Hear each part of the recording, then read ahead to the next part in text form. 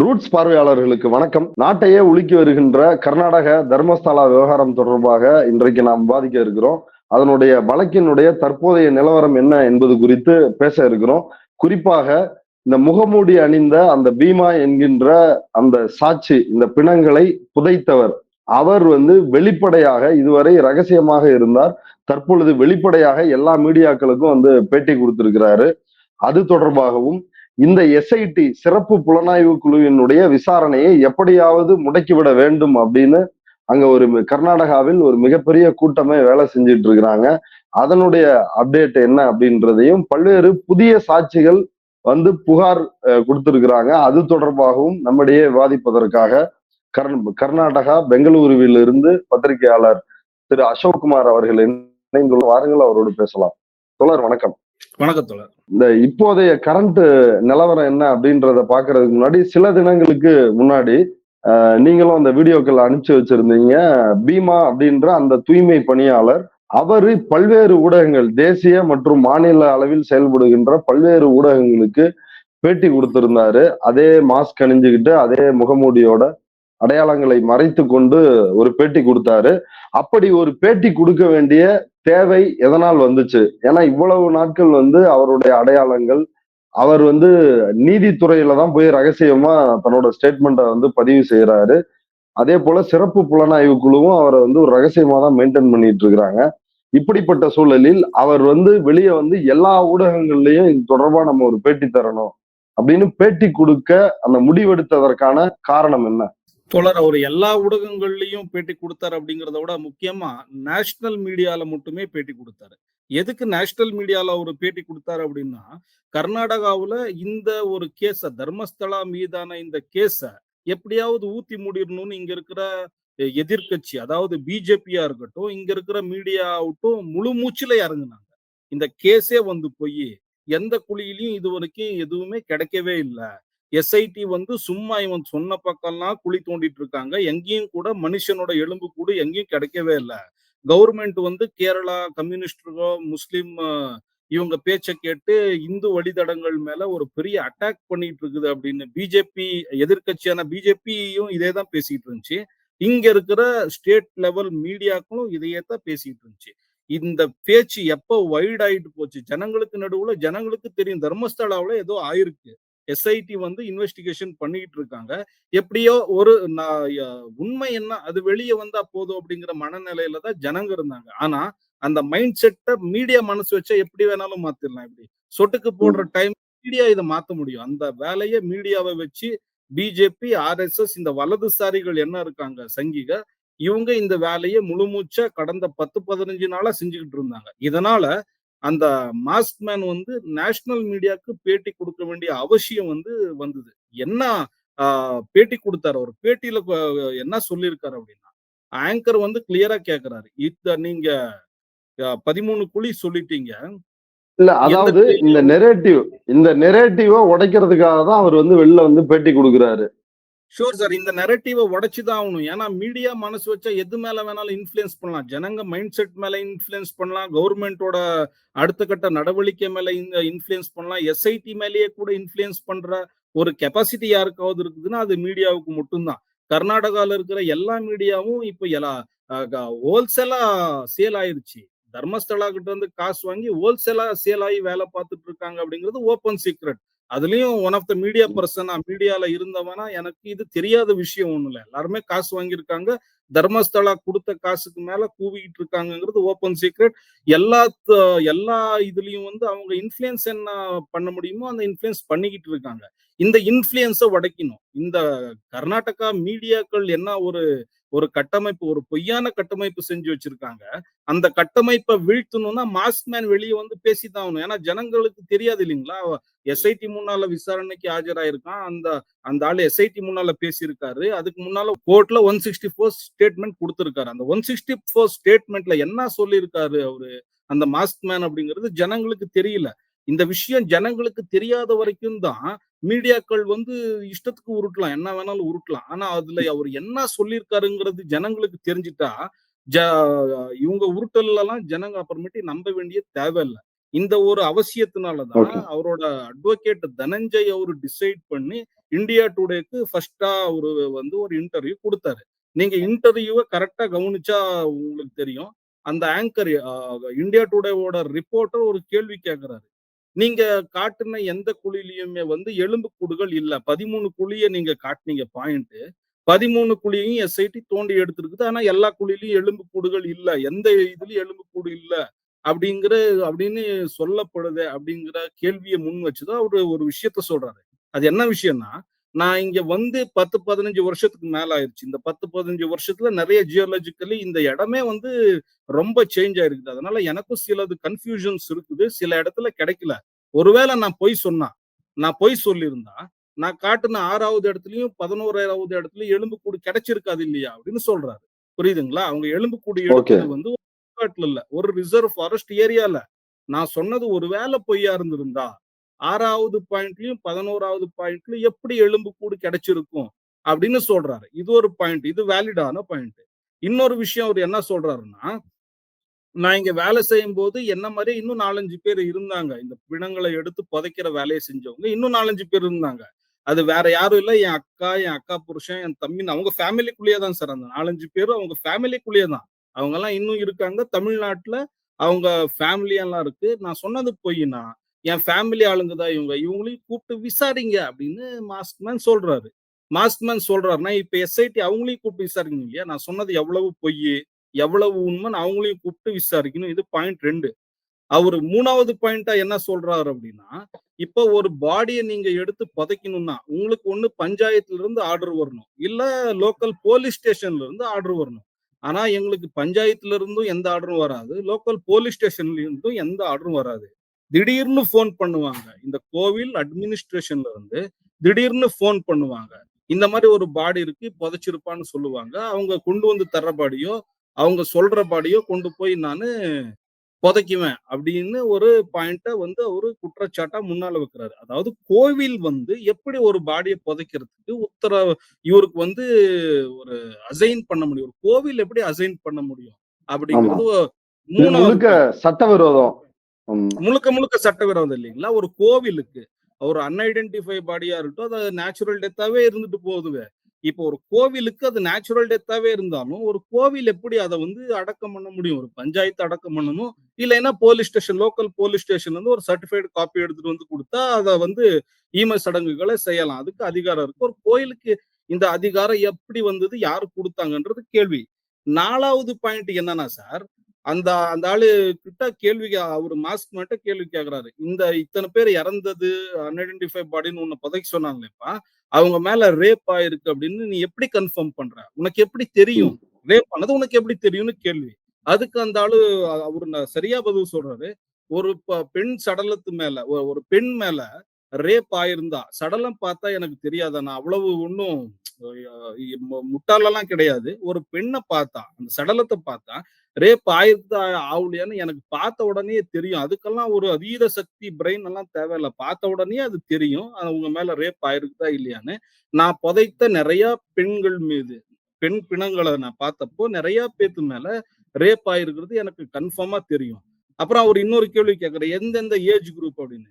மேக்ஸிமமா 13 வயசுல இருந்து 40 வயசு வரைக்குமே நெறைய பெண்களோட பிணங்கள நான் புதைச்சிருக்கேன். அதுல முக்காவாசி பிணங்கள் மேல பெண்கள் மேல ரேப் பண்ணி அவங்கள கொலை செய்யப்பட்டிருக்கிறது எனக்கு கன்ஃபார்மா தெரியும், உறுதியா தெரியும். இப்பயும் நான் நெறைய இடங்கள பாயிண்ட் பண்ண ரெடியா இருக்கேன். அந்த இடங்கள்ல எல்லாம் தோண்டுனா இன்னும் நெறைய சடலங்கள் கிடைக்கும். இந்த ஜியோலாஜிக்கல் சேஞ்சஸ்னால சில இடங்கள்ல கிடைக்காம இருந்திருக்கு. ஆனா நெறைய இடங்கள்ல கண்டிப்பா கிடைக்கும். ஃபியூச்சர்ல இன்னும் நெறைய இடங்கள்ல தோண்டணும்னு அவரு சொல்றாரு. ஒரு ஆளு அவரு சொல்றது பொய்யா இருந்தா, இந்த இந்து வழித்தடங்கள் மேல அட்டாக் பண்ணணுங்கிற ஒரு சூழ்ச்சியில அவரு இந்த மாரி வந்திருந்தா, இவ்வளவு அக்யூரேட்டா ஒரு ஆளு பொய் சொல்ல முடியுங்களா? நான் உங்ககிட்ட சிம்பிளா ஒரு கேள்வி அவரு சொல்றது பொய்யா இருந்தா, இவ்ளோ அக்யூரேட்டா, இவ்ளோ உண்மையா, நேர்மையா யாரால பேச முடியும் சார்? அவரு தெளிவா சொல்றாரு. இவரு கேட்ட எல்லா கேள்விக்கும் தெளிவா சொல்றாரு. இதுவரைக்கும் என்னென்ன ஆயிருந்துச்சு? எதனால இப்படி ஆச்சு?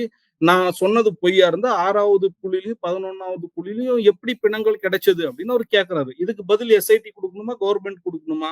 வலதுசாரி குடுக்கணுமா? இங்க இருக்கிற சங்கி மீடியாக்கள் குடுக்கணுமா? அப்படிங்கிறத அவங்க தானே டிசைட் பண்ணணும். இப்ப அவர் சொன்ன ஒரு இடத்துல ஓகே. பிணங்கள் கிடைச்சிருக்குதுன்னா, அது உண்மைன்னு தான அர்த்தம். மிச்ச இடத்துலயும் தோண்ட வேண்டிய அவசியம் இருக்குது இல்லைங்களா? சோ அதனால தான் எஸ்ஐடி அவன் மேல நம்பிக்கை வச்சிருக்குது. ஃபியூச்சர்ல அவன் சொல்ற இடத்துல இன்னும் நெறைய இடத்துல தோண்டப்படும். நெறைய எலும்புக்கூடுகள் வெளிய வரும்னு நாங்க நம்புறோம் சார். அவர் வந்து இந்த கோவில் நிர்வாகத்தை குற்றச்சாட்டுறாருல்ல, அதுல குறிப்பா யாரையாவது சொல்றாரா? இப்ப வீரேந்திர ஹெக்டே தரப்புல இருந்து எனக்கு உத்தரவு போட்டாங்க. இல்ல ஹர்ஷேந்திர குமார் ஜெயின் வந்து அவருடைய சகோதரர் எனக்கு இந்த பிணங்களை புதைங்க அப்படின்னு வந்து உத்தரவு போட்டார் அப்படின்னு யாரையாவது குறிப்பிட்டு சொல்றாரா? அந்த கோவில் நிர்வாகம் அப்படின்னு குறிப்பிடுறது யார? தோழர் கோவில் நிர்வாகத்துல இருந்து சொன்னாங்க அப்படின்னு மீடியாக்கள் முன்னால இப்ப பாருங்க 164 ஸ்டேட்மெண்ட்ல அவரு சிலரோட பேரை தெளிவா சொல்லியிருக்காங்க.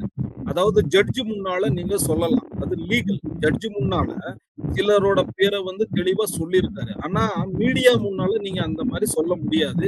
அண்ட் அந்த மாரி சொல்றதுக்கு எஸ்ஐடி உங்களுக்கு அனுமதி குடுக்காது. எஸ்ஐடி சில நிபந்தனைகள் மேல தான் அவங்க இன்டர்வியூக்கு அனுமதி குடுத்திருப்பாங்க. எஸ்ஐடியோட அனுமதி இல்லாம நீங்க இன்டர்வியூ குடுக்கவே முடியாது. அண்ட் இன்டர்வியூ குடுத்தாலும் சில விஷயங்கள் எல்லாம் பேசுறதுக்கு எஸ்ஐடியோட அனுமதி இருக்காது.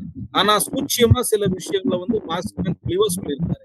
கோவில் அட்மினிஸ்ட்ரேஷன்ல இருந்து எனக்கு கூப்பிட்டு வந்து இந்த வேலையெல்லாம் செய்ய சொல்லுவாங்க அப்படின்னு. மொத்த கர்நாடகாவுக்கே தெரியும் கோவில் அட்மினிஸ்ட்ரோட அட்மினிஸ்ட்ரேஷன் டீம் இருக்கு இல்லைங்களா? அதோட ஹெட் யாருன்னா ஹர்ஷேந்திர குமார் ஜெயின் தான். ஹர்ஷேந்திர குமார் ஜெயினுக்கு கீழே தான் மொத்த அட்மினிஸ்ட்ரேஷன் டிபார்ட்மெண்ட்டுமே அந்த கோவில்ல வேலை பண்ணிட்டு இருக்குது அப்படிங்கிறது மொத்த கர்நாடகாவுக்கே தெரியும். வீரேந்திர ஹெக்டே தானே வந்து தர்மாதிகாரி. அவரு தானே தலைமை பொறுப்பு. ஆனா நீங்க ஹர்ஷேந்திர குமார சொல்றீங்க. தலைமை பொறுப்புல வீரேந்திர ஹெகடே இருக்காரு சார். ஆனா கோவில் அட்மினிஸ்ட்ரேஷன் தலைமை பொறுப்புல இருக்கிறவரு வந்து அவர் அட்மினிஸ்ட்ரேஷன்ல தலையிடணும், என்னென்னமோ பண்ணணும் இல்ல. அங்க 4, 5,000 பேர் ஊழியர்கள் இருக்காங்க, வேலை பார்க்கிறவங்க இருக்காங்க. அத்தனை பேரை மெயின்டைன் பண்ணணும்னு ஒரு அட்மினிஸ்ட்ரேஷன் டீமை வந்து உருவாக்கி வச்சிருக்காங்க சார். அந்த டீமுக்கு வந்து கமாண்ட் பண்றது யாருன்னா ஹர்ஷேந்திர குமார் ஜெயின் தான். ஹர்ஷேந்திர குமாருக்கு வேணா வீரேந்திர ஹெகடே கமாண்ட் பண்ணலாம். ஆனா இந்த கோவில் அட்மினிஸ்ட்ரேஷன் டிபார்ட்மெண்டோட கமாண்டிங் ஹெட்டா யாரு இருக்காரு அப்படின்னா ஹர்ஷேந்திர குமார் ஜெயின் தான் இருக்காரு. அவருக்கு தெரியாம இங்க எதுவுமே நடக்க வாய்ப்பே இல்லை. அட்மினிஸ்ட்ரேஷன் டிபார்ட்மெண்ட்ல இருந்து ஹர்ஷேந்திர குமார் ஜெயினுக்கு தெரியாம எதுவும் நடக்க வாய்ப்பே இல்லை. இந்த மாஸ்க் மேனும் தெளிவா சொல்லி இருக்கிறது அதுதான். கோயில் அட்மினிஸ்ட்ரேஷன் வந்து என்ன கூப்பிட்டு சொல்லுவாங்கன்னு. அதாவது ஹர்ஷேந்திர குமார் சொல்லியிருக்கோம் அல்லது அவங்களுக்கு க்ளோஸ் அசோசியேட் யாராவது ஏன்னா அந்த அட்மினிஸ்ட்ரேஷன் டிபார்ட்மெண்ட் நிறைய பேர் இருப்பாங்க. நீங்க செய்யற கொலை, கொள்ளை, கற்பழிப்பு எல்லாம் எல்லாருக்கும் தெரிஞ்சு நிறைய பேருக்கு சொல்லிட்டெல்லாம் செய்ய முடியாது. யாரோ முக்கியமா ஒரு 2, 3 பேருக்குள்ளதான் தெரிஞ்சிருக்கும். அவங்க தான் கூப்பிட்டு சொல்லியிருப்பாங்க. ஹர்ஷேந்திர குமார் சொல்லியிருக்கலாம், இல்ல அவங்களோட க்ளோஸ் அசோசியேட்ஸ் யாராவது சொல்லியிருப்பாங்க. ஆனா இவரு சொல்லி இருக்கிற பதில் வந்து இதுதான். கோயில் அட்மினிஸ்ட்ரேஷன்ல தான் கூப்பிட்டு சொன்னாங்கன்னு சொன்னாரே தவிர யாரோட பேரு வந்து மீடியாக்கள் முன்னால மாஸ்க்மேன் சொல்லல. நீங்க ஏற்கனவே நம்மளுடைய பேட்டிகள்ல தொடர்ச்சியா ஒரு விஷயத்த வந்து வலியுறுத்துறீங்க. அதாவது அந்த எலும்புக்கூடுகள் கண்டுபிடிக்கிறது அது வந்து ஒரு ஒரு ஃபர்ஸ்ட் ஸ்டெப் தான். ஆனா அவருடைய வாக்குமூலத்திலே அவர் எல்லாத்தையும் சொல்லிருக்கிறாரு. யார் கொண்டு வந்து கொடுத்தா, யார் வந்து புதைக்க எனக்கு உத்தரவிட்டா. இப்ப அவர் வெளிப்படையா சொன்ன மாதிரி தர்மஸ்தலா நிர்வாகம் அவங்கதான் புதைக்க எனக்கு உத்தரவிட்டார்கள் அப்படின்றத அவரு வெளிப்படையாவே இன்னைக்கு சொல்லிருக்கிறாரு. அப்ப ஏன் அந்த பார்ட்டை நோக்கி அடுத்த கட்டமாக ஏன் விசாரணை நகரமாகுது? விசாரணை அந்த கட்டத்துல தான் சார் நகர்ந்து ஆகணும். நான் எதுக்கு சொல்றேன்னா, கவர்மெண்ட் எஸ்ஐடி ஃபார்ம் பண்ணும் போதே எஸ்ஐடி நீங்க போங்க, இவன் சொல்ற இடத்துல எல்லாம் குழிய தோண்டுங்க, பிணம் இருக்குதா செக் பண்ணுங்க அப்படின்னு எஸ்ஐடி ஃபார்ம் பண்ணல.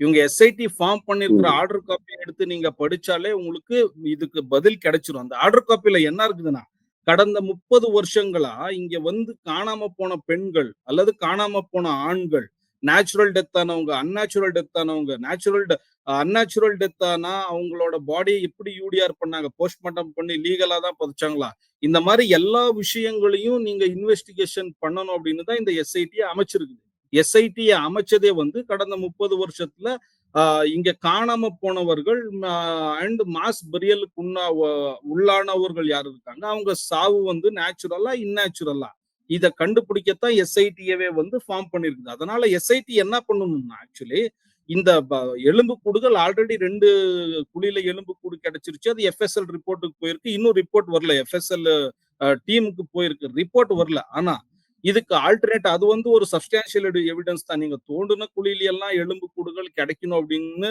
ஒரு ஒண்ணும் கிடையாது. ஒரு பானை சோத்துக்கு ஒரு சோறு பதம் அப்படிங்கிற மாதிரி அங்க என்னென்ன அக்கிரமங்கள் நடந்திருக்கும் அப்படிங்கிறதுக்கு சாட்சியே 6வது குழி 11வது குழி சாட்சியா நிக்குது. ஜியோலாஜிக்கல் எஃபெக்ட்னால சில குழிகள்ல கிடைக்கல. அவன் இன்னும் 32 குழி சொல்றான். அந்த 32 குழியில இன்னும் பல குழியில எலும்பு கூடு கிடைக்கலாம், கிடைக்காம போலாம். ஆனா அது மட்டுமே ஃபைனல் எவிடன்ஸ் கிடையாது. நீங்க என்ன பண்ணணும்? யார் யார் மேல இவன் குற்றம் 164 ஸ்டேட்மெண்ட்ல அதுக்கு பிந்தின நாள் போலீஸ் ஸ்டேஷன்ல கடந்த மாசம் 3ஆம் தேதி போலீஸ் ஸ்டேஷன்ல கொடுத்த எஃப்ஐஆர்லயே அவன் நீட்டா சொல்லியிருக்கான். இந்த கோவில் அட்மினிஸ்ட்ரேஷன்ல இருந்த அதிகாரிகள் சொல்லிதான் நான் பணத்தை புதைச்சேன். சில போலீஸ் அதிகாரிகளே பிணங்களை கொண்டு வந்து என் கையில கொடுத்திருக்காங்க, நான் புதைச்சிருக்கேன்னு சொல்லியிருக்கான். இவன் சொன்னது உண்மைன்னு அடுத்த நாளே அந்த ஊரு vice president, panchayat vice president வந்து கன்ஃபார்ம் பண்ணிட்டான். இவன் சொன்னது உண்மைதான், இத்தனை பணங்களை இவன் இங்க புதைச்சது உண்மைதான், அது லீகல் தான் அவன் ஆல்ரெடி கன்ஃபார்ம் பண்ணிட்டான். புரியுதுங்களா? இவங்களை எல்லாம் நீங்க விசாரிக்கணும். இதுல ஹர்ஷேந்திர குமார்ல இருந்து வீரேந்திர ஹெகடே வரைக்கும் நிறைய பேத்து மேல கை காட்டிக்கிட்டு இருக்கிறாங்க. இது இல்லாம கடந்த 30 வருஷத்துல அந்த பெல்தங்கடி போலீஸ் ஸ்டேஷன்ல வேலை செஞ்ச எல்லா போலீஸ் மேல விரல் காட்டிக்கிட்டு இருக்காங்க. இவங்களை எல்லாம் கூப்பிட்டு விசாரிக்கணும். எஸ்ஐடி எதுக்கு விசாரிச்சுக்கிட்டு இல்லைன்னா விசாரிக்க விட மாட்டேங்கிறாங்க. எஸ்ஐடி மேல இன்ஃபுளுயன்ஸ் இருக்கு. யாரோட இன்ஃபுளுயன்ஸ்? எதிர்கட்சியான பிஜேபியோட இன்ஃபுளுயன்ஸ் இருக்கு. இங்க இருக்கிற மீடியாவோட இன்ஃபுளுயன்ஸ் இருக்கு. ஏன்னா இது ரொம்ப ரொம்ப சூக்ஷ்மமான கேஸ். நீங்க ஏற்கனவே வந்து பேசும் பொழுது நீங்க சொன்னீங்க, இப்ப எதிர்கட்சிகள் பாஜகவினர் அப்படி பேசுறதுல எந்த ஆச்சரியமும் இல்லை. ஆனா கர்நாடக துணை முதல்வரினுடைய தம்பி டி.கே. சுரேஷ்குமார் அவரும் இப்படி ஒரு கருத்தை ஏற்கனவே வெளியிட்டு இருந்தாரு, ஆதரவா, தர்மஸ்தலாவுக்கு ஆதரவா. இப்ப டி.கே. சிவகுமார் துணை முதல்வர் அவரே வந்து இதுக்கான ஆதரவான வெளிப்படையாக தர்மஸ்தலாவை ஆதரிக்கின்ற கருத்துக்களை சொல்றாரு அப்படின்ற தகவல் வருது. அது உண்மையா? அவரோட நிலைப்பாடு என்னவா இருக்கு? இன்னைக்கு அவரை காணமே சார். சட்டசபையில இன்னைக்கு பேசியிருக்கணும் இல்லைங்களா? 3 நாளைக்கு முன்னால ஒரு மீடியால என்ன சொல்றாருன்னா, தர்மஸ்தலா கோவிலோட பேரை கெடுக்கிறதுக்காக ஒரு பெரிய சூழ்ச்சி நடந்திருக்கு. இந்த சூழ்ச்சியில யார் யாரெல்லாம் இருக்காங்க அப்படின்னு எனக்கு தெரியும். கூடிய சீக்கிரத்துல அவங்க பேரையெல்லாம் நானே அறிவிக்கிறேன் அப்படின்னு சொல்றாரு.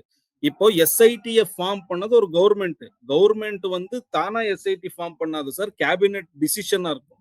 ஒரு ஹோம் மினிஸ்டர் தானா முன் வந்து இது எஸ்ஐடியை நான் ஃபார்ம் பண்றேன்னு ஃபார்ம் பண்ண முடியாது. எஸ்ஐடி ஃபார்ம் பண்றதுக்கு முன்னாலும் கேபினெட் மீட்டிங் பண்ணுவாங்க. கேபினெட் மீட்டிங்ல 32 பேர் மினிஸ்டர் இருக்காங்க. அத்தனை மினிஸ்டரோட பர்மிஷன் எடுத்து தான் கேபினெட் அமைச்சிருப்பாங்க. கேபினெட் அமைக்குதுன்னா அது ஒரு கவர்மெண்டோட ஒரு டிசிஷனா இருக்கும். ஆனா ஒரு DCM part of the government, இவரே ஒரு பார்ட் ஆஃப் த கவர்மெண்டா இருந்து இந்த மாதிரி வந்து சூழ்ச்சி செஞ்சிட்டு இருக்காங்க, இந்த கோயிலுக்கு பேரை கெடுக்கிறதுக்கு ஒரு பெரிய சூழ்ச்சியா நடந்திருக்குது அப்படின்னு சொல்றாருன்னா, இது நான் ஏற்கனவே உங்கள்கிட்ட சொல்லியிருப்பேன் சார். இந்த காங்கிரஸ் அப்படிங்கிற ஸ்பெல்லே வந்து ஆர்எஸ்எஸ்ல தான் முடியும். காங்கிரஸ்லயே நிறைய பேர் சைலண்ட் சங்கிக, சாஃப்ட் சங்கிக காங்கிரஸ்லயே இருக்கிறாங்க அப்படின்னு நான் இதுக்கு முன்னே உங்கள்கிட்ட சொல்லியிருப்பேன். அந்த மாதிரி ஒரு சாஃப்ட் சங்கி தான் டி.கே. சிவகுமார். நீங்க டி.கே. சிவகுமாரின் தர்மஸ்தலான்னு கூகுள் பண்ணி பார்த்தா தெரியும். மாசத்துக்கு ஒரு தடவை போவாங்க அந்த கோயிலுக்கு. வீரேந்திர ஹெகடே காலைல மாசத்துக்கு ஒரு தடவை விழுவாரு. காலில் விழுந்து ஆசீர்வாதம் வாங்கிட்டு வருவாரு. அதை வேற பெருமையா சொல்லிக்குவாங்க. நான் பிறந்த நாள் அப்போ போறதே தர்மஸ்தலா கோயிலுக்கு போய் தரிசனம் பண்ணிட்டு தான் நான் வேற வேலையை பார்ப்பேன். எவ்ரி பர்த்டேக்கு நான் அங்க போவாங்கன்னு பெரிய இது மாதிரி, அதாவது அதுவே பெரிய கௌரவம் மாதிரி சொல்லிக்குவாங்க. இப்ப 2 மாசத்துக்கு முன்னால கூட அங்க போய் ஒரு பெரிய சபை நடத்தி அந்த சபையில பேசியிருப்பாரு. நிறைய பேர் தர்மஸ்தலாவோட பேரை கெடுக்கிறதுக்கு இந்த மாதிரி வதந்திகளை கிளப்பி விட்டுட்டு இருக்காங்க. ஆனா வீரேந்திர ஹெகடே நீங்க ஒண்ணு மனசுல வச்சுக்கோங்க, இந்த தர்மஸ்தலாவோட பேரை காப்பாத்துறதுக்கு இந்த ஒரு டி.கே. சிவகுமார் இல்ல, இந்த மாதிரி 100 டி.கே. சிவகுமார் இருக்காங்க அப்படின்னு சொல்லிட்டு வந்திருக்காருன்னா, அந்த மாதிரி ஒரு ஆளோட ஒரு லீடரோட வாயில நீங்க வேற என்ன எதிர்பார்ப்பீங்க?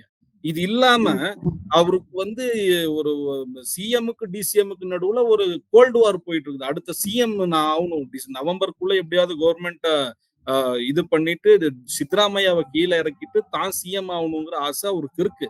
சித்தராமையா எடுக்கிற நிறைய டிசிஷன்ல இவர் இந்த மாதிரி தான் பேசிட்டு இருக்காரு. ஏன்னா சித்தராமையாவோட பேரை கெடுக்கணும், எப்படியாவது அவரை கீழே இறக்கி தான் சிஎம் ஆகணும்னு. ஏன்னா இப்ப ஒரு சிஎம் ஆகலின்னா இன்னொரு 7-8 வருஷத்துக்கு ஒரு சிஎம் ஆகவே முடியாது. இது 2 மாதிரி இருக்கு. ஒண்ணு சிஎம்முக்கு எதிரான நேரான ஒரு கோல்டு வார், அண்ட் தர்மஸ்தலா மேல இருக்கிற அதீதமான நம்பிக்கை. சில பேருக்கு அப்படிதான். அது அதீதமான நம்பிக்கைகள் வந்து உண்மையை வந்து கண் முன்னாலேயே இருந்தாலும் அதை பார்க்க தோணாது உங்களுக்கு. கண் முன்னாலேயே உண்மை இருக்கும். ஆனா அந்த இடத்து மேல அதீதமான நம்பிக்கை அந்த உண்மையை உங்களை பார்க்க விடாது. அண்ட் இவரோட பெனாமி பணங்களும் கூட அங்க இருக்கலாம் இல்லைங்களா? இந்தியாவிலேயே number 2 richest MLA D K. Shivakumar. கர்நாடகாவோட டிசிஎம், துணை முதல்வர், இந்தியாவோட நம்பர் 2வது மிகப்பெரிய தொழிலதிபர், மிகப்பெரிய கோடீஸ்வரர் எம்எல்ஏ. இவர் பணம் அங்க இல்லைன்னு என்ன கேரண்டி? தர்மஸ்தலா முழுக்குனா இவர் பணமும் போயிருன்னு பயமா கூட இருக்கலாம். இத நீங்க எப்படி வேணாலும் எடுத்துக்கலாம் சார். ஓகே. இப்ப இந்த மாஸ்க் மேன் பீமா என்று சொல்லப்படுகின்ற அந்த சின்னையா, இந்த முகமூடி அணிந்த நபர், அவரு வேற என்ன விஷயங்களை பகிர்ந்துகிட்டாரு? தனக்கு ஏதாவது அச்சுறுத்தல் இருக்குது, என்ன மிரட்டுறாங்க அப்படின்ற மாதிரி தகவல் ஏதாவது பகிர்ந்துகிட்டாரா? அவர் என்ன மனநிலையில இருக்கிறாரு? இன்னும் ஸ்ட்ராங்கா தான் இருக்கிறாரா? அவரு இப்பவும் ஸ்ட்ராங்கா தான் இருக்காரு சார். அவரு அப்பத்துல இருந்து சாட்சியா மாறுனதுல இருந்து அவரு சொல்லிட்டு இருக்கிற விஷயம் ஒண்ணுதான்.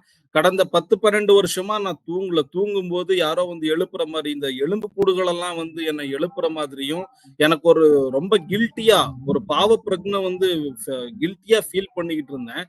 இதுல இருந்து வெளிய வரணும், நான் நிம்மதியா தூங்கணுங்கிற காரணத்தினால தான் இந்த விஷயத்தையே வெளிய நான் சொன்னேன். இங்க இருக்கிற பிணங்களை எல்லாம் எடுத்து சாஸ்திரோக்தமா அதுங்களுக்கு ஒரு இறுதி சடங்கு, ஈம சடங்கு நடத்திட்டா அவங்க எல்லாம் சொர்க்கத்துக்கு போயிருவாங்க. அப்புறமேட்டு எனக்கு எந்த பிரச்சனையும் இருக்காது. நான் செஞ்ச தப்புகளை நானே சரி செஞ்சிடலாம் அப்படிங்கறதுனாலதான் இங்க வந்தேன். எனக்கு இங்க வந்த வாட்டி மஞ்சுநாத் கவுடா அப்படிங்கிற எஸ்ஐ ரொம்ப டார்ச்சர் பண்ணாரு. இந்த மாதிரி யாரோ சொல்லிதான் நான் இங்க வந்தேன். நான் பொய் சாட்சி சொல்ல வந்தேன் அப்படின்னு சொல்லி, இல்லைன்னா உனக்கே நாளைக்கு தூக்கு தண்டனை ஆயிரலாம், நீ ஒத்துக்கோ, இந்த இன்வெஸ்டிகேஷனை இதோட முடிச்சிடலாம் அப்படின்னு அவர் சொல்லி இம்ச பண்ணி வீடியோ எல்லாம் எடுக்க ட்ரை பண்ணாரு. அவ இந்த மாதிரி நிறைய அச்சுறுத்தல்கள், லைஃப் த்ரெட்டன் எனக்கு இருக்கிறதுனாலதான் என்ன மாஸ்க் போட்டு உட்கார வச்சிருக்காங்க. எனக்கு நிறைய பாதுகாப்பு இருக்கு. எனக்கு இப்பயும் இங்க தனியா ஓடாடுறதுக்கு எனக்கு பயமா இருக்கு. எனக்கு லைஃப் த்ரெட் இருக்கு. ஆனா கண்டிப்பா நான் என்ன உண்மையை வெளிக்கொண்டு வரணும்னு வந்திருக்கேன். அந்த உண்மையை நான் வெளிக்கொண்டு வந்தே வருவேன் அப்படின்னு சொல்லியிருக்காரு சார். ஓகே. இப்ப இதுல புதிய சாட்சிகள் வந்திருக்கிறாங்க அப்படின்ற ஒரு தகவலை நீங்க சொன்னீங்க. யார் அந்த புதிய சாட்சிகள்? தோழர் நிதின் அப்படின்னு முந்தா நாள் எஸ்ஐடி முன்னால கம்ப்ளைண்ட் பண்ணிருக்காரு. எஸ்ஐடிக்கு இங்க இருக்கிற கவர்மெண்ட் ஹோம் மினிஸ்டர் புதிய அதிகாரம் கொடுத்திருந்தாங்க. யாரு வேணாலும் இவங்ககிட்ட கம்ப்ளைண்ட் பண்ணலாம். ஒரு போலீஸ் ஸ்டேஷன் ஸ்டார்ட் பண்ற அதிகாரம் கொடுத்திருந்தாங்க. கம்ப்ளைண்ட் ரிசீவ் பண்ற அதிகாரம் கொடுத்திருந்தாங்க. யாரு மேல வேணாலும் இவங்க கேஸ் போடலாம். யார வேணாலும் கஸ்டடிக்கு எடுத்து விசாரிக்கிற அதிகாரம் கொடுத்திருந்தாங்க. அதன் ஆதாரத்துல நிதின் அப்படிங்கிற ஒரு 3 நாளைக்கு முன்னால, அதாவது முந்தா நாள் நிதின் இந்த எஸ்ஐடி முன்னால ஒரு கம்ப்ளைண்ட் கொடுத்திருக்காரு. அது என்ன கம்ப்ளைண்ட்னா தோழர், அவரோட தங்கச்சி பேரு ஹேமாவதி அப்படின்னு தங்கச்சி பேரு. அவரு அந்த தங்கச்சிக்கு 17 வயசு. 13 வருஷத்துக்கு முன்னால அந்த 17 வயசு தங்கச்சி தர்மஸ்தலாவுக்கு சாமி கும்பிடுறதுக்குன்னு வந்திருக்காங்க. அவங்க பக்கத்து வீட்டுக்கு ஒரு லேடியும் இந்த பொண்ணும் 2 பேரும் தர்மஸ்தலா கோயிலுக்கு சாமி கும்பிடன்னு வந்திருக்காங்க. ஆனா பக்கத்து வீட்டு லேடி ரிட்டர்ன் வீட்டுக்கு வந்துட்டாங்க. ஆனா அந்த பொண்ணு, இவரோட தங்கச்சி ஹேமலதா வரவே இல்லை, வீட்டுக்கு வாபஸ் வரல.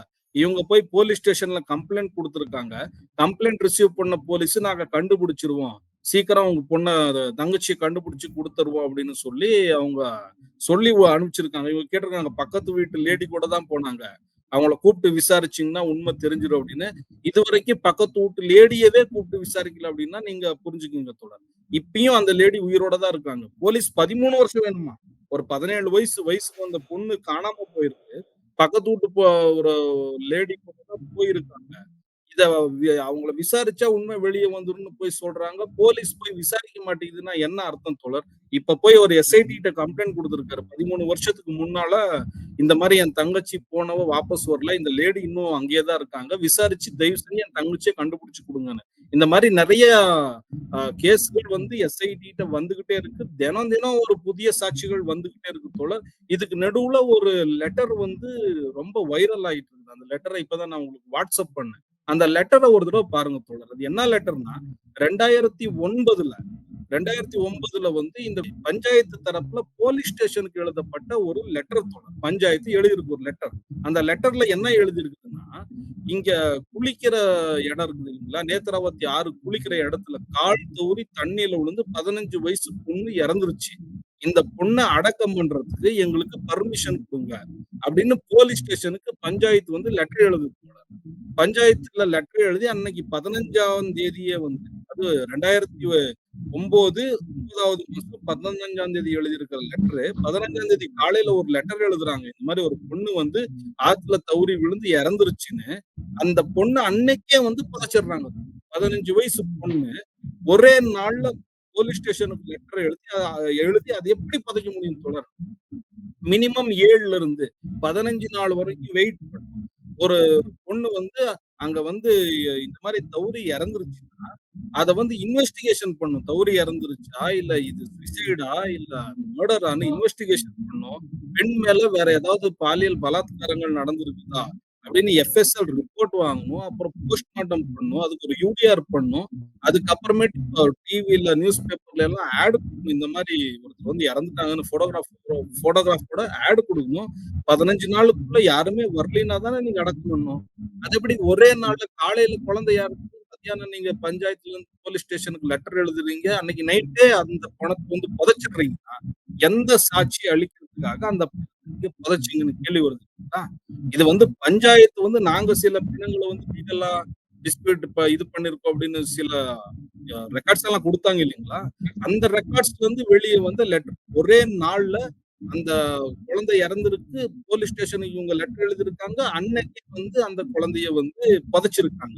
இதுக்கு நடுவுல போஸ்ட்மார்ட்டம் ஆச்சா என்னாச்சு ஒரு விஷயமும் தெரியல. இந்த லட்சணத்துலதான் இந்த கோவில் இயங்கிட்டு இருக்குது. கடந்த பல வருஷங்களா இயங்கிட்டு இருந்திருக்குது அப்படிங்கறத நாம இங்க புரிஞ்சுக்கணும். இப்ப நேற்று வந்து ஒரு செய்தி பத்திரிகைகள்ல வெளியா இருந்துச்சு. அதாவது கர்நாடகாவினுடைய உள்துறை அமைச்சர் பரமேஸ்வரா அவர் வந்து இந்த எஸ்ஐடி இந்த விசாரணை குறித்து ஒரு ஸ்டேட்மெண்ட்டை இன்னைக்கு சட்டப்பேரவையில் சட்டமன்றத்துல சொல்ல போறாரு அப்படின்னு சொல்லி இருந்தாங்க. அவர் அப்படி ஏதாவது ஸ்டேட்மெண்ட் கொடுத்திருக்கிறாரா? அறிவிப்புகள் ஏதாவது வெளியாயிருக்கா? தோழர், நீங்க கடந்த 2 நாளா கர்நாடகா நியூஸ் சேனல்கள் இந்த விஷயத்துல கர்நாடகா நியூஸ் சேனல்கள் நடந்துகிட்ட விஷயத்த பாத்தீங்கன்னா சிரிச்சிருவீங்க தோழர். எப்படி எல்லாம் ஸ்டோரி பண்ணாங்கன்னா, திங்கட்கிழமை முடிஞ்சிரும். பரமேஸ்வர் வந்து திங்கட்கிழமை வந்து எஸ்ஐடி இழுத்து மூட போறாரு. எஸ்ஐடியோட இன்வெஸ்டிகேஷன் முடிஞ்சிருச்சுன்னு வந்து அறிவிக்க போறாரு. அங்க எந்த குழியிலயும் எதுவுமே கிடைக்கல. ஒரு சாட்சியும் கிடைக்கல. இவன் சொல்ற இடத்துல எல்லாம் தோண்டுனது தப்பு. பரமேஸ்வர் வந்து இதுக்கு மன்னிப்பு கேட்டு இதையே வந்து முடிச்சு விட்டு போறாரு. இதை வந்து ஷட்டர் போட்டு சாத்திருவாரு இந்த எஸ்ஐடி அப்படின்னு வேற வேற மாதிரி நியூஸ் பண்ணாங்க. நீங்க உங்களுக்கு ஆச்சரியமாவும் நியூஸ் கிளிப்பிங்ஸ் வச்சுக்கிட்டு, அதாவது நியூஸ்ல என்ன ஆங்கருங்க அவங்க இஷ்டத்துக்கு பேசுவாங்க. நியூஸ் ஆங்கருங்க உங்களுக்கு தெரியும். அதுல அவங்க பேசுறது எப்படி வாய்க்கு வந்ததெல்லாம் சும்மா விட்டடிப்பாங்க. அதுல ஒரு ஒரு இலவும் மண்ணாங்கட்டி இருக்காது. இஷ்டத்துக்கு பேசுவாங்க இல்லைங்களா?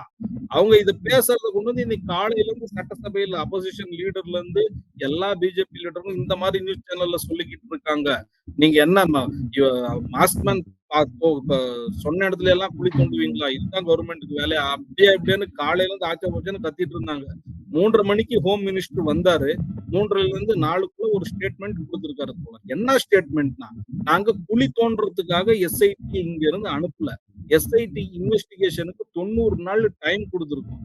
இப்போ அந்த 90 நாளுக்குள்ள அவங்க இன்வெஸ்டிகேஷன் பண்ணி யாருது சரி யாருது தப்பு, எங்க வந்து இல்லீகலா என்னென்ன விஷயங்கள் நடந்திருக்கு, இல்ல லீகலா தான் எல்லா விஷயங்களும் கோவில் தரப்பு நடந்திருக்குதான்னு அவங்க ரிப்போர்ட் கொடுக்கற வரைக்கும் வெயிட் பண்ணுங்க. ரிப்போர்ட் கொடுக்கறதுக்கு முன்னால நீங்க எதுக்கு கத்திட்டு இருக்கீங்க? ஒருவேளை ரிப்போர்ட் கொடுத்து கோவில் சார்ந்தவர்கள் மேல எதுவும் தப்பு இல்லை அப்படின்னா நல்ல விஷயம் தானே. கோவில் மேல தப்பு இல்லை அப்படின்னு வெளியே வந்து அவங்களுக்கு இன்னும் மைலேஜ் கூடும் இல்லைங்களா? அதே டைம்ல கோவில் மேலையும் கோவில் சார்ந்தவர்கள் மேலையும் ஏதாவது தப்பு இருந்தா கண்டிப்பா லீகல் ஆக்ஷனும் எடுக்கப்படும். எஃப்எஸ்எல் ரிப்போர்ட் இது வரைக்கும் வராததுனாலதான் இன்டரியம் ரிப்போர்ட் என்னால தர முடியல. ஆனா கண்டிப்பா எஸ்ஐடி வந்து சரியான வழியில தான் இன்வெஸ்டிகேஷன் பண்ணிக்கிட்டு இருக்காங்க. இந்த மாஸ்க் மேனையும் கூட அவங்க என்கொயரி பண்ணிக்கிட்டு இருக்காங்க. ஆனா இக்காரணத்தை கொண்டு இந்த எஸ்ஐடி இழுத்து மூட முடியாது. அவங்க ரிப்போர்ட் கொடுக்குற வரைக்கும் வெயிட் பண்ணுங்க அப்படின்னு தெளிவா சொல்லியிருக்காரு போல. இதுல இருந்து புரியறது ஒண்ணுதான். அண்ட் இன்னொன்னு, ஒரு எஸ்ஐடியை வந்து நீங்க அவ்வளவு சுலபமா வந்து அதை க்ளோஸ் பண்ணிட முடியாது. நீங்க எஸ்ஐடியை ஃபார்ம் பண்ணி 90 டேஸ் அவங்களுக்கு டைம் கொடுத்து 90 டேஸ்க்குள்ள நீங்க ரிப்போர்ட் கொடுக்கணும்னு அவங்களுக்கு டைம் கொடுத்துட்ட வாட்டி நீங்க அந்த டைமை எக்ஸ்டெண்ட் பண்ணலாம். ஆனா எஸ்ஐடியை க்ளோஸ் பண்ண முடியாது. எஸ்ஐடியை க்ளோஸ் பண்றதுக்கு அரசியல் சட்டத்துல அந்த மாதிரி எந்த ஒரு ஆப்ஷனும் கிடையாது. ஒருவேளை அவங்க அந்த மாதிரி க்ளோஸ் பண்ணா ஆயிரக்கணக்கான பிஎல் சுப்ரீம் கோர்ட்டுக்கு போகும். இல்லீகலா எப்படி க்ளோஸ் பண்ணாங்க? ஏன்னா அரசியல் சட்டத்தை பிஜேபி சங்கிகள் வீட்டு கிச்சன்ல உட்கார்ந்து சாப்பிட்டு எழுதல தோழர். நல்லா தெளிவா தான் எழுதியிருக்காங்க. எக்காரணத்தை கொண்டும் அந்த மாதிரி எல்லாம் க்ளோஸ் பண்ண முடியாது. அப்படி க்ளோஸ் பண்ணா கவர்மெண்ட் ஸ்டேட் கவர்மெண்ட் அதை விட பெரிய அவமானம் இன்னொன்னு இல்ல. அதனால இன்னொரு 90 டேஸ் இந்த என்கொயரி கண்டிப்பா போகும். பிரணப் முகர்ஜி சரியான வழியில இன்வெஸ்டிகேஷன் பண்ணிட்டு இருக்காருன்னு நாங்க நம்புறோம். ஸோ 90 டேஸ்ல இந்த ரிப்போர்ட் வந்த வாட்டி தெளிவாகும் இந்த கேஸ்ன்னு சொல்றேன். இப்ப கர்நாடகாவினுடைய துணை முதலமைச்சர் காங்கிரஸ் கட்சியை சார்ந்தவர் டி.கே. சிவகுமார் வந்து முடிவை வெளிப்படையா வந்து சொல்றாரு தர்மஸ்தலாவுக்கு ஆதரவா. அப்படி கர்நாடக முதல்வர் சித்தராமையாவோ அல்லது உள்துறை அமைச்சரோ அப்படி ஏதாவது ஸ்டேட்மெண்ட் கொடுத்திருக்கிறாங்களா? அவங்க வந்து இந்த எஸ்ஐடி சிறப்பு புலனாய்வு குழு விசாரணையில உறுதியா இருக்காங்களா? குறிப்பா முதலமைச்சர் சித்தராமையா. இல்ல சித்தராமையா ஹோம் மினிஸ்டர் உறுதியா இருக்காங்கன்னு தான் நாங்க நம்புறோம் தோழர். அதுலயும் நாங்க எங்களுக்கு ஹோம் மினிஸ்டர் மேல அவ்வளவு ஹோப்ஸ் கிடையாது. கர்நாடகா ஹோம் மினிஸ்டர் வந்து ஹோம் மினிஸ்டர் ஹோப்லெஸ் மினிஸ்டர் அப்படின்னு தைரியமா சொல்லலாம். ஏன்னா இங்க நிறைய பேரு நிறைய கேசஸ் இருக்கு. அதாவது ஜனங்களை கொந்தளிக்கிற விதமா ஹேட் ஸ்பீச் பண்றவங்க மேல எல்லாம் ஒரு கேஸ் கூட அவங்க இது வரைக்கும் ஸ்மோட்டோ கேஸா போட்டு அவங்களை தூக்கி உள்ள வச்சுதான் நாங்க பார்க்கலாம். ஹோம் மினிஸ்டர்ங்கிறத விட ஹோப்லெஸ் மினிஸ்டர்னு சொல்லலாம். அவரு அந்த அளவுக்கு ஒரு ஸ்ட்ராங்கான ஆளு கிடையாது. ஆனா சித்தராமையா மேல எனக்கு அதீதமான நம்பிக்கை இருக்கு. ஏன்னா சித்தராமையா ஒரு சோசியல் ரிஃபார்ம், ஒரு சோசியல் ஆக்டிவிஸ்டா, சோசியல் ஆக்டிவிசம்ல இருந்து வெளியே வந்த ஒரு மிகப்பெரிய லீடர். அண்ட் அவருக்கு கொஞ்சம் மனசாட்சிகள் எல்லாம் இருக்குன்னு நாங்க நம்புறோம். தேவராஜ் அரசு வந்து கர்நாடகாவோட மிகப்பெரிய லீடர். 1972 கர்நாடகா சிஎம் ஆன ஒரு லேண்ட் ரிஃபார்ம் ஆக்ட் கொண்டு வந்து நிறைய ஏழைகளுக்கு வந்து நிலத்தை எல்லாம் தானமா வழங்கின ஒரு தேவராஜ் அரசு. தேவராஜ் அரசுக்கு அடுத்தபடியா இந்த 50 வருஷ கேப்ல அவரோட ரெக்கார்டை பிரேக் பண்ணி 2வது டேர்ம் சிஎம் ஆகி இந்த மாதிரி 7 வருஷம் சிஎம் ஆனது இவர் ஒண்டி மட்டும்தான். அண்ட் அந்த சம்பிரதாயத்தை கடைபிடிச்சுட்டு இருக்கிற ஒரு அந்த லீடர்ஸ் குண்டியில வந்து கடைசி குண்டி வந்து இவரு தான் சித்தராமையா.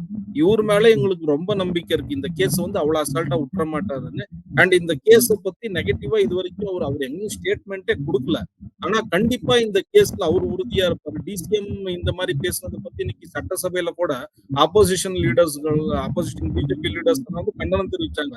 நீங்க இங்க வந்து சட்டசபையில ஒரு மாதிரி பேசுறீங்க, ஹோம் மினிஸ்டர் சிஎம் ஓட வாய்ஸ் ஒரு மாதிரி இருக்கு, அண்ட் டிசிஎம் ஓட வாய்ஸ் ஒரு மாதிரி இருக்கு, சட்டசபைக்கு வெளியே மீடியால ஒரு மாதிரி பேசுறீங்க, சட்டசபைக்கு இப்படி உள்ள அவங்க கேட்கிற கேள்வி வேலிடான கேள்வி. ஏன்னா எஸ்ஐடி வந்து ஒரு அரசோட தீர்மானம். அதை வந்து அரசோட உள்ள இருக்கிற எல்லா மினிஸ்டர்ஸ் வந்து அதை வந்து ஆதரிச்சுதான் பேசணும். அது வந்து தப்புன்னு சொல்லக்கூடாது. ஆனா டிசிஎம், அதாவது சிஎம்க்கு அடுத்தபடியான லீடர் டிசிஎம் சட்டசபைக்கு உள்ள ஒரு மாதிரி பேசுறாரு, ஆனா சட்டசபைக்கு வெளியே மீடியா முன்னால ஒரு மாதிரி பேசுறாருன்னு கேள்வி கேட்டிருந்தாங்க. அது சரியான கேள்விதான். அண்ட் காங்கிரஸ்ல, அதுலயும் முக்கியமா கர்நாடகா காங்கிரஸ்ல நிறைய லீடர்ஸ் இந்த மாதிரி உள்ள ஒண்ணு வெளியே ஒண்ணுன்னு சங்கித்தனமா பேசுறது ஒரு புது விஷயம் இல்லை. ஆனா சித்தராமையா இந்த கேஸ கண்டிப்பா ஒரு தார்மீக அத்தியத்துக்கு கொண்டு போவாரு. அவரு தான் முன்னால நின்று ஒரு நியாயத்தை, யாரு இத்தனை மாஸ் பொரியல் மாஸ் மர்டருக்கு உள்ளானாங்க, இத்தனை ஆத்மாக்களும் சாந்தி அடைகிற மாதிரி ஒரு சரியான முடிவு அவர் எடுப்பாரு. இந்த கேஸ் வந்து நியாயமான முறையில இன்வெஸ்டிகேஷன் நடக்கும்னு நாங்க நம்புறோம். அதுக்கு காரணம் சித்தராமையா மட்டுமே. சித்தராமையா இல்லாம வேற யாரு மேலேயும் எங்களுக்கு அந்த நம்பிக்கை கிடையவே கிடையாது. இல்ல, ஏற்கனவே 13வது குழிய வந்து தோண்டிட்டு இருந்தாங்க. அதுல எந்த எலும்பு கூடுகளோ அந்த ரிமைன்ஸ் வந்து எதுவுமே கிடைக்கல அப்படின்றது ஊடகங்களில் செய்தியா வந்துச்சு. இப்ப தோன்றதை நிறுத்திட்டாங்களா இல்ல தொடர்ந்து தோண்டிட்டு இருக்காங்களா? இல்ல தோழர், ஆகஸ்ட் 15 இருந்து இது வரைக்கும் தோன்ற வேலையை நிறுத்திட்டாங்க. தோண்டிக்கிட்டு இல்ல. 13 குழியை தாண்டியும் இன்னும் 3-4 குழி வந்து ஆல்ரெடி பாயிண்ட் பண்ணிருக்காங்க. இது இல்லாம மாஸ்க் மேன் சாட்சி வந்து 32 குழி நான் மார்க் பண்றேன் அப்படின்னு சொல்லியிருக்காரு. அந்த மார்க் பண்ற வேலைகள் நடக்கும். இதுக்கு முன்னே ஹோம் மினிஸ்டர் கூட சொல்லியிருந்தாரு, மாஸ்க் மேன் எங்கெங்க மார்க் பண்றாரு அங்க வந்து கண்டிப்பா தோண்டணுமா வேண்டாமாங்கிற முடிவு வந்து எஸ்ஐடி தான் எடுக்கும். கவர்மெண்ட் எடுக்காது, எஸ்ஐடி அந்த முடிவை எடுக்கும். அவங்களுக்கு நம்பிக்கை இருந்தா, சாட்சி மேல நம்பிக்கை இருந்து அங்க தோண்டி ஏதாவது சாட்சி கிடைக்கணும்னு அவங்களுக்கு தோணுச்சுன்னா அவங்க அது கிடைக்கல. அவங்களோட பரமாதிகாரம். அதுல வந்து நாங்க வந்து தலையிட மாட்டோம்னு ஹோம் மினிஸ்டர் தெளிவா சொல்லிட்டாரு.